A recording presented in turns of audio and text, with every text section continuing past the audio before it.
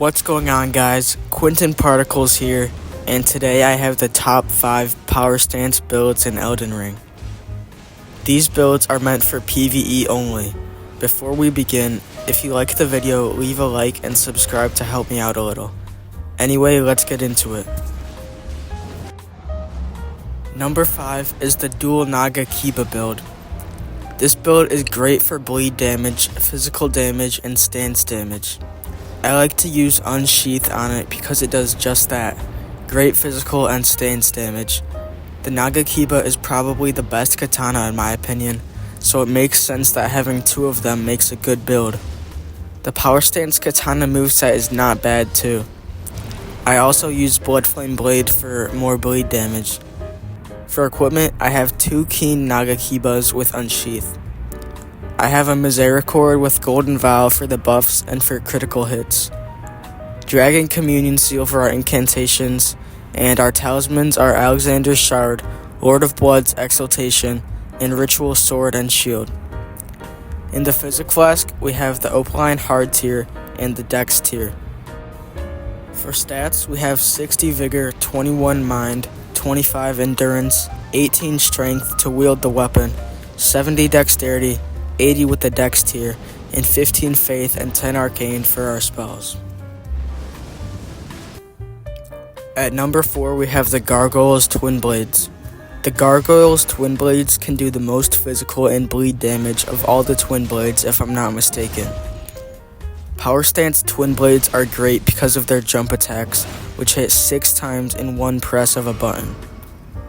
I fought Vyke with this build, which wasn't a smart choice because he's immune to bleed. The build is focused around jump attacks, which is usually the only attack I use. For equipment, we have 2 Blood Gargoyles Twin Blades with Seppuku and a dagger for Golden Vow.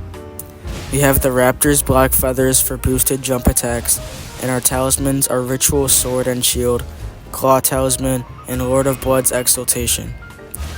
In our Physic, we have the Green Burst Crystal tier and the Opaline Hard tier. Our stats are 50 Vigor, 25 Endurance, 59 Strength, 15 Dexterity, and 50 Arcane. Number 3 is the Bandit's Curved Sword build. This is another bleed build which I think is better than the Twin Blades because of the regular light attacks.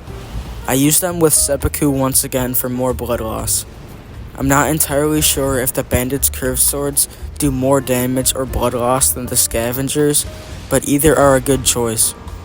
With the Scavengers, you can use Occult Affinity. Either way, the build is focused around jump attacks which do great damage and bleed buildup. I'm not that great at Malekith's first phase, but in the second phase I was able to get some good jump attacks in. For the equipment, we have 2 Bleed Bandit's Curved Swords with Seppuku, and any dagger for Golden Vow. Our talismans are Ritual Sword and Shield, Lord of Blood's Exaltation, and Claw Talisman. We have the White Mask and Raptor's Black Feathers for more damage as well. In the Physic, we have the Dex tier and Opaline Hard tier. For stats, we have 50 Vigor, 25 Endurance, 11 Strength, 58 Dexterity, and 55 Arcane. Number 2 is the Rusted Anchor build. The Rusted Anchor is a great axe dropped by the Scaly Misbegotten in the Weeping Peninsula Mines. What's interesting about this weapon is that it does pure piercing damage, whereas most great axes do standard damage. Unfortunately, you can only get one of these per playthrough, but the pickaxe is a good alternative which also does pure pierce damage.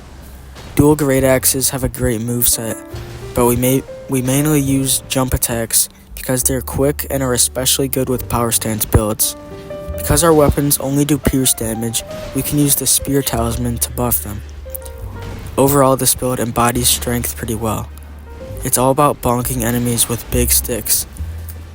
For equipment, we have 2 heavy Rusted Anchors with Cragblade, any seal for Flame Grant Me Strength, and a dagger for Golden Vow. I have Raptor's Black Feathers, and my talismans are Ritual Sword and Shield, Claw Talisman, and the Spear Talisman. Our stats are 60 Vigor, 34 Endurance, 80 Strength, and 15 Faith.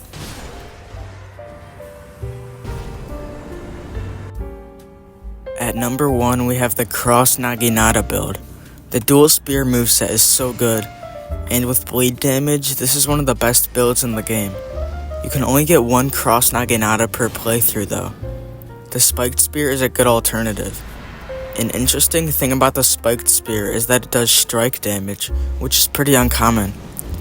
But I think it only does strike damage with its heavy attacks, which are horizontal swipes, which obviously we can't do when it's in our left hand. So it doesn't actually affect this build at all, I just thought it was interesting. Actually, I'm not entirely sure if its poking attacks do strike damage, I could be wrong. But yeah, this build is great. For the equipment, we have 2 Keen Cross Naginatas, Keen Misericord for crits and Golden Vow, and a seal for Flame Grant Me Strength and Blood Flame Blade. I'm wearing the white mask for the extra buff, and my talismans are Alexander's Shard, Lord of Blood's Exaltation, and Ritual Sword and Shield. In the physic, we have the Opaline tier and the Dex tier. The stats are the same as the Nagakiba build, which are 60 Vigor, 21 Mind, 25 Endurance, 18 Strength, 70 Dexterity, and 15 Faith and 10 Arcane. We don't need 18 Strength, we only need 16, so you can put those 2 points somewhere else if you want to. That's about it for the video, everyone. Thanks for watching, and if you made it this far, make sure to like and subscribe for more videos.